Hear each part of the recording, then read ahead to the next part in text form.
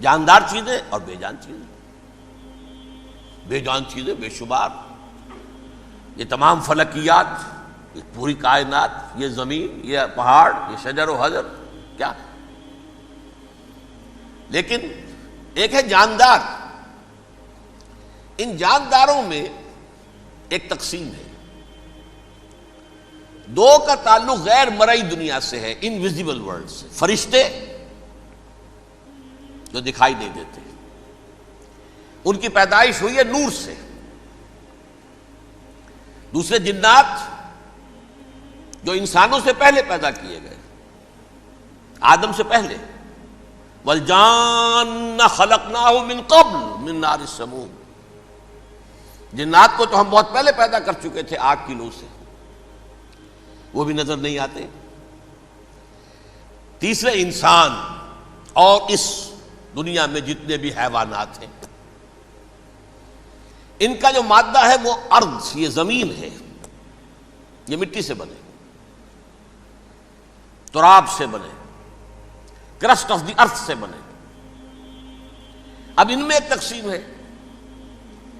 ایک وہ ہے، ان تمام میں شعور تو ہے، حیوانات میں بھی شعور ہے.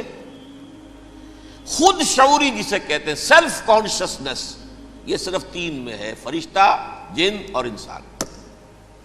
حیوانات میں خود شعوری نہیں ہے، کانشسنس ہے، سیلف کانشسنس نہیں ہے.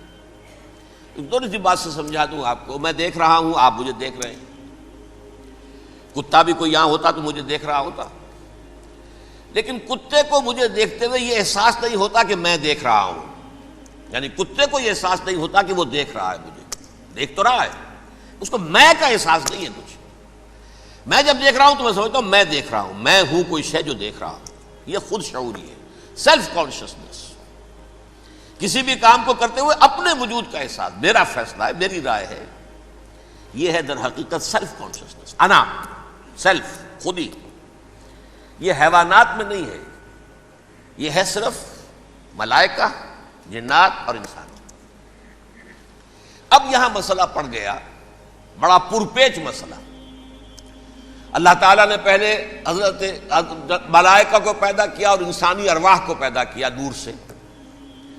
پھر ناگ سے پیدا کیا، نار سے، آگ سے جنات کو. پھر مٹی سے بنایا، آدم کا حی اللہ، اس میں روح پھونک دی، اب آدم بن گئے.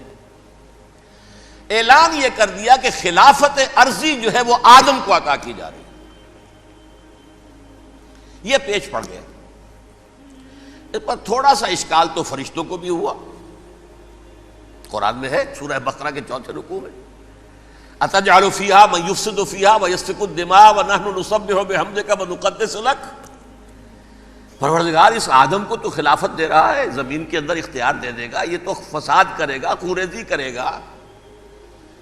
ہم تیری تسبیح و تحمید میں لگے ہوئے ہیں، جو بھی حکم ہو، ارشاد ہو، ہم بجا لاتے ہیں، تو ضرورت کیا ہے؟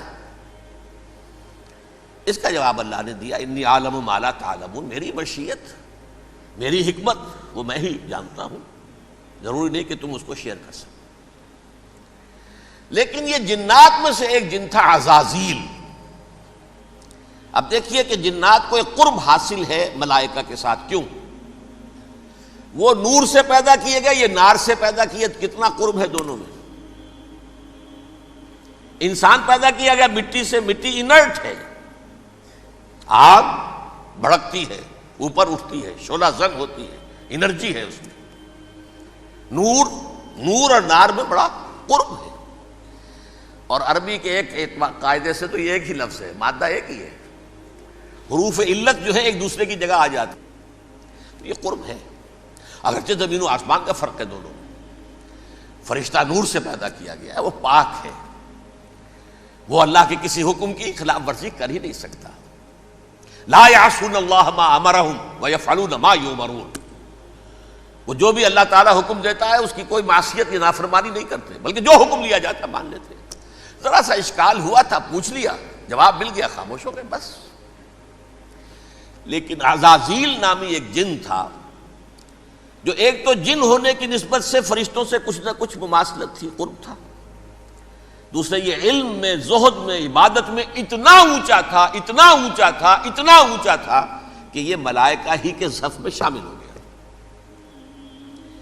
اس نے علم بغاوت بلند کر دیا جب حکم دیا گیا کہ سجدہ کرو آدم کو۔ اب یہ دیکھیے کس قدر یہ اہم مضمون ہے، اور آپ سوچ رہے ہیں یہ باتیں آج پہلی مرتبہ ہمیں اس طرح سنائی جا رہی ہیں، یہ باتیں تو علم میں آتی نہیں ہمارے۔ وجہ کیا ہے؟ آپ کو دلچسپی نہیں ان چیزوں سے۔ جدید تہذیب نے ان چیزوں کی اہمیت کو زیرو کر دیا۔ قرآن میں اہمیت کا کیا عالم ہے؟ 7 جگہ یہ مضمون قرآن میں آیا ہے کہ فرشتوں کو ہم نے حکم دیا سجدہ کرو آدم کو، سب نے سجدہ کیا۔ فسجد الملائکۃ کلھم اجمعون، سارے کے سارے، کل کے کل، سب نے مل کر سجدہ کیا آدم کو، اللہ کے حکم کی فوراً تعمیل کر دی۔ الا ابلیس ابا واستکبر وکان من الکافرین، ابلیس نے نہیں کیا، انکار کیا، استکبار کیا، گھمنڈ کیا۔ اور اس کو سورہ کہف میں بیان کر دیا گیا، یہ اس لیے کہ وہ اصل میں جنات میں سے تھا، اگرچہ شامل تو تھا فرشتوں میں اس وقت۔ کانا من الجن ففسق عن امر ربہ، وہ اصل میں جنات میں سے تھا، اس وجہ سے وہ اپنے رب کے اس فیصلے کے خلاف کھڑا ہو گیا، سرکشی تھی اس میں۔ یہ معاملہ اتنا اہم ہے، اب آپ سمجھیے کہ 7 مرتبہ سورہ بقرہ، سورہ اعراف، سورہ حجر، سورہ بنی اسرائیل، سورہ کہف، سورہ طٰہٰ، سورہ صاد، 6 مکی صورتوں میں ذکر ہے یہ، اور 1 مدنی صورت سورہ بقرہ۔ ان میں سے اکثر مقامات پر پھر جب اللہ نے کہا کہ اچھا تم نے یہ سرکشی کی ہے اور ہمارے حکم کی خلاف ورزی کی ہے تو یہاں سے نکل جاؤ، دفع ہو جاؤ، تم مردود ہو، مردود ملعون، ان علیک لعنتی الی یوم الدین، اب تجھ پر لعنت رہے گی میری قیامت کے دن۔ اس نے کہا اچھا پروردگار پھر مجھے ذرا مہلت دے دے، رب فانظرنی الی یوم یبعثون، قیامت تک میری زندگی طویل کر دے۔ فاذهب فانک من المنظرین، کہہ دیا اچھا جاؤ، تمہاری یہ درخواست بھی ہم نے قبول کی۔ اس نے کہا پروردگار اب میں اس آدم کو بھی گمراہ کر کے چھوڑوں گا اور آدم کی نسل کو تباہ کر کے چھوڑوں گا۔ انتہائی شدید چیلنج کے انداز میں یہ قرآن مجید میں 4-5 مرتبہ مضمون آیا ہے۔ میں نے صرف 2 جگہ سے آپ کو اس وقت کوٹ کر کے سنایا تھا۔ سورہ اعراف میں اللہ تعالیٰ فرماتے ہیں قالا، اس پر ابلیس نے کہا فبما اغویتنی، تو اے رب جو تو نے مجھے گمراہ کیا ہے، مجھے ذلیل کر دیا، مجھ پر فوقیت دے دی، اس کو انا خیر منہ، میں اس سے بہتر ہوں، خلقتنی من نار وخلقتہ من طین، بنایا تو نے مجھے آگ سے اور اس کو بنایا مٹی سے، پھر مجھ سے مطالبہ کہ میں سجدہ کروں، اور میں نے سجدہ نہیں کیا تو اب تو نے مجھے ملعون قرار دے دیا۔ قال فبما اغویتنی لأقعدن لهم صراطک المستقیم، اب میں یہ نسل آدم کے لیے، اس کو برباد کرنے کے لیے تیری سیدھی راہ کے اوپر گھات میں بیٹھوں گا، سیدھے راستے پر چلنے نہیں دوں گا۔ ثم لآتینہم من بین ایدیہم، پھر میں ان پر حملہ آور ہوں گا، ان کے سامنے سے بھی، ومن خلفہم، ان کے پیچھے سے بھی، وعن ایمانہم، ان کے داہنی جانب سے بھی، وعن شمائلہم، اور ان کے بائیں جانب سے بھی، ولا تجد اکثرہم شاکرین، اور تو دیکھے گا کہ ان کی اکثریت تیری شکر گزار بندوں پر مشتمل نہیں ہوگی۔ یہ چیلنج تھا،